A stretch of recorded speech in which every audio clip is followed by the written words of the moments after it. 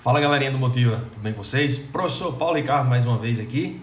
E no nosso encontro de hoje vamos continuar falando sobre os aspectos gramaticais, não é isso? Lembrando mais uma vez que quando trago para vocês algum conteúdo gramatical, sempre é aquela ideia, trazer o mais próximo possível da abordagem do Enem, naturalmente, atentando para as expressões, para os conceitos basilares que vocês precisam estar atentos.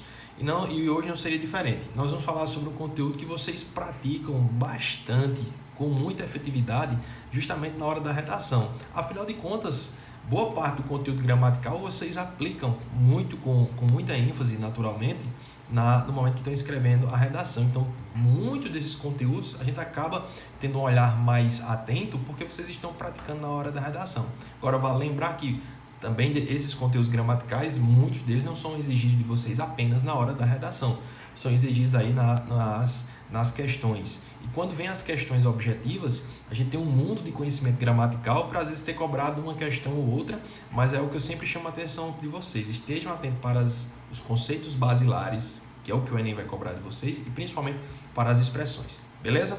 Paulo, o que é que a gente vai discutir hoje? Aí já começo aqui com vocês, com um exemplo aqui para vocês, para ver, situando vocês aí e vocês perceberem o que a gente vai estar discutindo. Aí eu tenho dois exemplos aí. Primeiro, do lado esquerdo, diz assim: atenção, neste brinquedo todos pagam. O segundo exemplo, Centro de Assistência Humanitário. Beleza? Claramente no primeiro aí você já deve estar percebendo uma certa incoerência gramatical. Quando diz atenção, neste brinquedo todos pagam. Preste atenção à formação todos pagam. Você já deve estar dizendo, Paulo, não é todos pagam, é todos pagam. Beleza? E quando você olha no segundo texto aí, diz assim, Centro de Assistência Humanitário. Centro de Assistência Humanitário. Não deveria ser humanitária? Então aí vocês já devem ter percebido qual é o nosso foco da nossa aula de hoje, que é justamente o quê? Falar sobre a concordância. Falar sobre a concordância. Beleza? O que é concordar? Quando um termo concorda com outro. E para um termo concordar com outro, tem que seguir certas características. Beleza? Então são essas características que a gente vai estar prestando atenção de maneira muito clara, de maneira muito tranquila. E você aí deve estar dizendo, Paulo, já deu uma olhada aqui no material, do módulo tal. Esse conteúdo é bem com muitos detalhes, com muitas regras tal. Mas é boa notícia para você. A maioria dessas regras, a esmagadora maioria dessas regras, vocês já usam. Como eu disse, na hora da redação. Então vocês já estão praticando, vocês já conhecem bastante. Eu só vou mostrar que vocês estão usando e você vai ficar mais atento a elas. Óbvio que tem algumas outras a gente usa com menos frequência, mas eu também vou estar chamando a atenção de vocês. Beleza? E no primeiro momento, nessa aula de hoje, a gente vai estar focando nessas regras gerais, em algumas curiosidades, outros casos mais especiais. Em outro momento, a gente vai estar voltando a nossa realidade para situações de concordância em que vocês utilizam com mais frequência na redação. Porque vocês não utilizam com mais frequência todas as regras de concordância ao mesmo tempo na redação. Então, tem umas que se destacam mais do que outras. Uns erros, muitas vezes, que vocês cometem de concordância que são mais comuns na hora da redação. Então, no segundo momento, eu vou estar chamando a atenção de vocês para isso. Voltando para a nossa ideia, o que é que a gente tem aí no primeiro caso? Todos pagam. Não é todos pagam, é todos pagam. Aí você vai me explicar por quê, se eu peço uma explicação. Você vai dizer, Paulo, o verbo pagam aí tem que ir para o plural. Colocar o Mzinho aí, indicador de plural. Ou seja, ele vai tendo uma variação, ou o que a gente chama uma flexão, de singular para o plural. Aí a pergunta é, por que ele tem que ir para o plural? Descubra um sujeito. Quem é que paga? Todos. Todos é um pronome e esse pronome está demarcado pela sua forma no plural por causa do S. Então a gente já começa a ver a primeira regra geral básica que vocês usam tranquilamente. O verbo vai concordar com o sujeito. Paulo, a partir das suas características de quê? Características de singular ou plural. Traduzindo de maneira muito clara.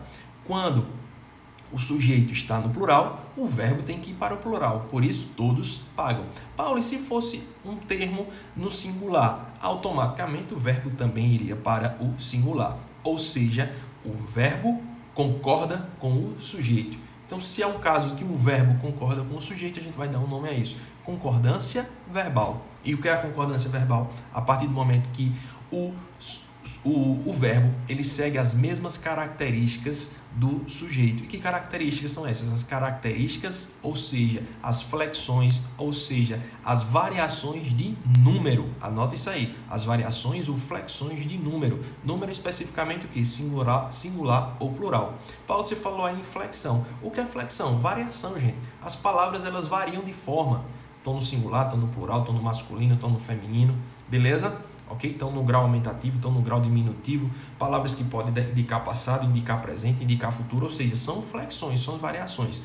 No caso especificamente da concordância verbal, o verbo vai concordar com o sujeito a partir da sua flexão de número, beleza? Sujeito no plural, verbo no plural, sujeito no presente, sujeito no singular, verbo também no singular, beleza? Concordância verbal, tranquilo? No outro caso, o que é que a gente tem aí? Centro de assistência humanitário.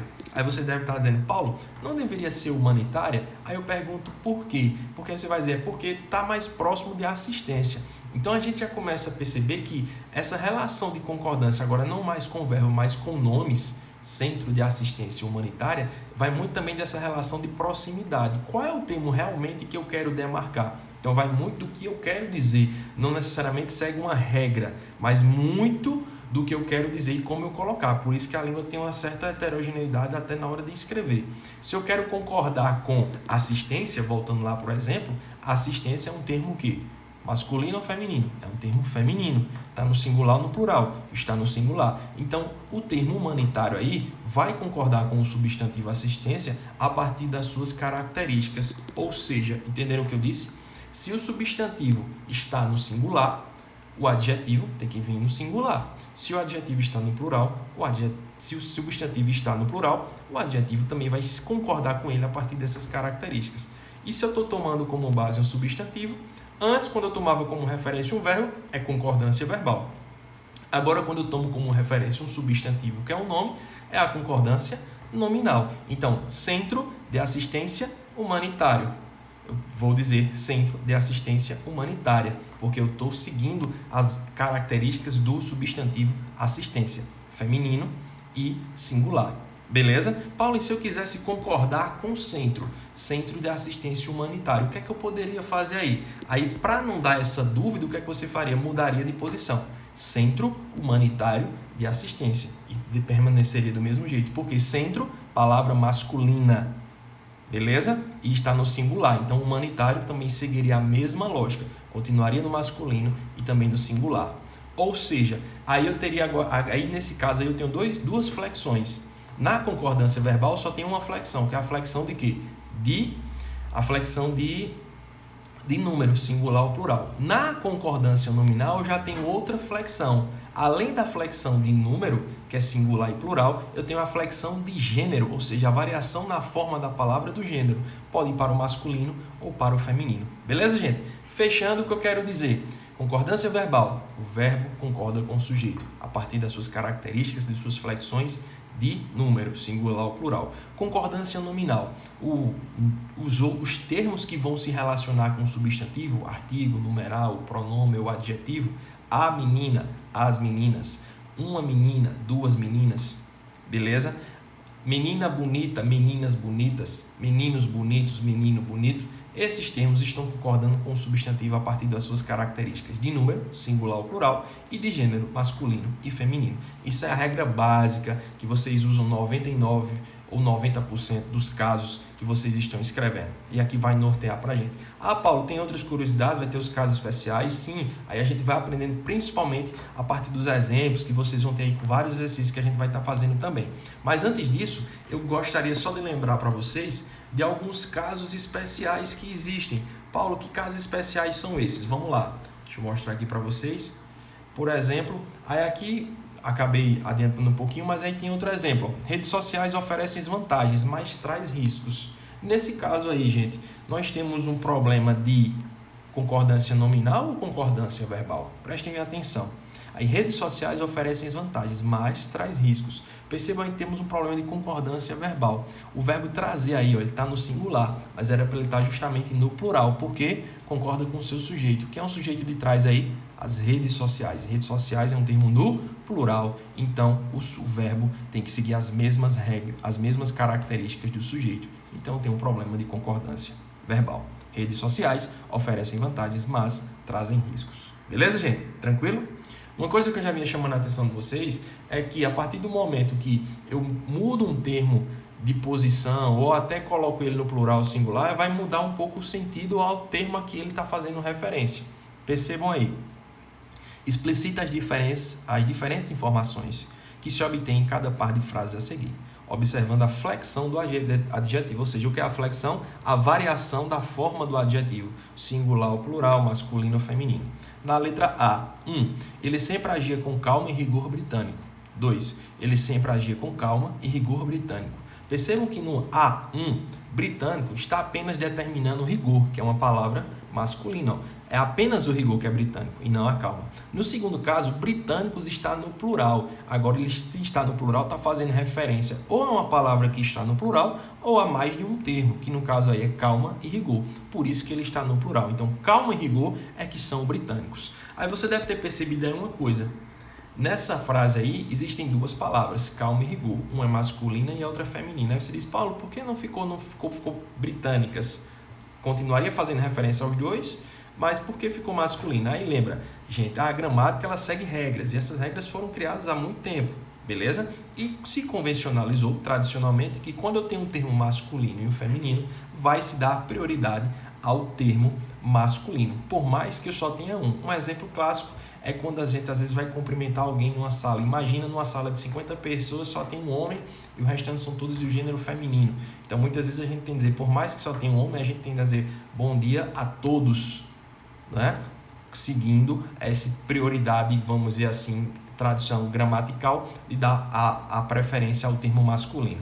Beleza, gente? É só uma questão de regra, de tradição, certo? No segundo exemplo, do mesmo jeito. Na praia, Lúcia exibia com orgulho seu cabelo e corpo dourado. Nesse caso, apenas o corpo que é dourado. E no segundo caso, na praia, Lúcia exibia com orgulho seu cabelo e corpo dourados. No caso, dourados aí faz referência tanto a corpo quanto a cabelo. Ou seja, dependendo da posição de realmente a quem eu queira fazer referência, ou eu vou colocar o termo no plural, ou eu vou deixar apenas no singular, com um termo que está mais próximo para assim fazer referência. Beleza? Fica ligado nisso aí também. Seguindo aqui a nossa análise, o que a gente tem? A gente chega em alguns casos especiais. Por exemplo, o famoso mesmo. Lembra lá do mesmo, que eu sempre chamo a atenção de vocês? Lembra lá do mesmo na competência 4 do Enem? Mesmo não é para retomar. Mesmo não serve para retomar. Paulo, então para que serve o mesmo? Preste atenção aí, de maneira muito simples. O mesmo, gente, no caso da letra A, ele vai funcionar como pronome e ele aí vai ter sentido de próprio ou próprias. Elas próprias farão a peça do teatro. Na B, funcionando como advérbio, ele vai ficar invariável. Tem um sentido de que realmente. Elas farão realmente a peça de teatro. Na letra A, elas próprias. E na letra B, ela realmente. Ou seja, traduzindo, dependendo do que você queira expressar, você pode estar fazendo referência até a pessoa que você está citando, então você vai variar o termo para o plural, para o singular, o masculino e feminino, quando ele estiver no sentido de próprio, próprias e por aí vai. Quando tiver no sentido de realmente, ele vai ficar invariável, vai ficar um termo exclusivamente no masculino. Beleza? Então a gente aí aprende realmente agora de como usar o mesmo, seja para o sentido de próprio, próprias, ele vai variar, vai flexionar, ou ele vai ficar invariável no sentido de realmente. Show? Outros casos especiais que chamam muito a nossa atenção, são os mais comuns, é justamente voltada para a expressão aí, como a gente tem, como a expressão é bom, é proibido, é necessário. Isso aí é um dos campeões, vamos dizer assim, de erros, principalmente na hora da redação. E é o que eu vou chamar a atenção de vocês próxima aula. Mas só adiantando, percebam aí os exemplos da letra A e B. É proibida a entrada, é proibido a entrada. Percebam que as duas estruturas são muito próximas. Qual a diferença de uma para outra? A presença ou não do artigo. E é justamente a presença ou não desse artigo que vai fazer com que o termo bom, proibido, necessário, permitido, ele vai flexionar, ou seja, ele vai para o plural ou para o feminino. Então a frase é proibida a entrada de crianças, ela ficou no feminino proibida justamente por causa da presença do artigo. Mesmo o termo entrada sendo feminino, aí ele continua aí no feminino, proibida. Paulo, Na segunda frase, entrada continua sendo um termo feminino. Beleza, massa é o substantivo. Mas o termo agora proibido foi para o masculino. E por que foi para o masculino? Justamente pela ausência do artigo determinando o termo a entrada ali. Aí, gente, isso pode estar causando uma confusãozinha na cabeça de vocês, que é normal, mas lembra, são regras e tem algumas exceções. Então, no caso, para as expressões é proibido, é permitido, é necessário, por aí vai, essas expressões só vão variar, só vão flexionar se o termo que elas estejam fazendo referência tem a presença ou não do artigo. Se, obviamente, se um artigo feminino ou e no plural. Se for um termo no artigo feminino e no plural, naturalmente, esses termos que eu acabei de citar, eles vão seguir as mesmas regras. Não tendo os artigos, os termos que determinam, ele vai continuar sempre no masculino e no singular. Lembra da tradição? Sempre dá prioridade a um termo no masculino. Beleza? Bacana? Outro caso muito especial que a gente tem é em relação ao termo bastante e muito. Vocês sabiam que o termo bastante ele pode ir para o plural? Vocês sabiam que ele pode ir para o plural? Com certeza. Comprei bastantes presentes. Ou seja, para saber se ele vai ficar realmente no plural, substitui por muitos, que aí já é um macete. Comprei muitos presentes. Veja no caso da letra B, eu não consigo fazer essa substituição. Comprei bastante ontem. Comprei muito ontem. Ou seja, já é uma dica, um macete. Quando você substitui por muito e houver essa variação, naturalmente o termo bastante também vai sofrer essa variação. Aí eu chamo a atenção para vocês aí. Quando eu tenho o termo bastante e ele tem essa variação, ele vai dar mais uma ideia de quantidade indefinida. Ele é um pronome indefinido, de numeral, alguma coisa do tipo.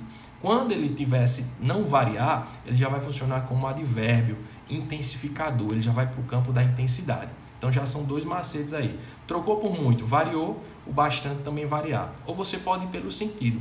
Quando dá essa ideia de quantidade, de numeral, ele vai variar. Quando dá essa ideia de intensidade, o termo bastante ele não varia. Ou seja, ele não flexiona. Beleza? E outro termo, gente, bem comum é o meio. Expressão meio. Olha o exemplo da letra A. Não gosto de meias palavras. Há outros meios. E na letra B, a aluna ficou meio ansiosa. Isso é um exemplo clássico. Preste atenção aí. A aluna ficou meio nervosa. Tem muitas vezes a gente acaba até falando, né, que é natural, a aluna ficou meia nervosa. Meia, gente, está no sentido aí de metade ou de um pouco. Então a dica é bem simples. Quando o meio estiver no sentido de metade, aí ele vai variar. Metade, uma parte. Beleza? Metade, numeral. Então ele vai variar, ele vai para o feminino. Quando o meio estiver no sentido de um pouco, ele não vai variar. Beleza? Porque eu não tenho como dizer, ela ficou meia cansada, metade cansada, uma parte cansada, não. Ela ficou meio cansada, um pouco cansada. Beleza, gente? Como eu disse a vocês, são vários os termozinhos que com certeza esses termos vocês já conhecem. Vez ou outra comete algum deslize, e como eu disse lá no início da aula, são muitas regrinhas, mas são termos que vocês já usam com muita frequência, então por isso acaba ficando mais prático até de você lembrar. Obviamente que outras curiosidades e outras regrinhas mais específicas que forem vindo, a gente vai sinalizando aí e aplicando principalmente ao dia a dia as questões e a parte de redação. Beleza? Gente, tranquilo? Vocês aí têm uma série de exercícios agora aí para fazer isso, para praticar bastante essas regras gerais, que são as mais cobradas, e outras regras que aí vão surgindo, que a gente vai relembrando a partir dos exemplos. Beleza, gente? Tranquilo? Muito obrigado pela atenção e até a próxima. Valeu!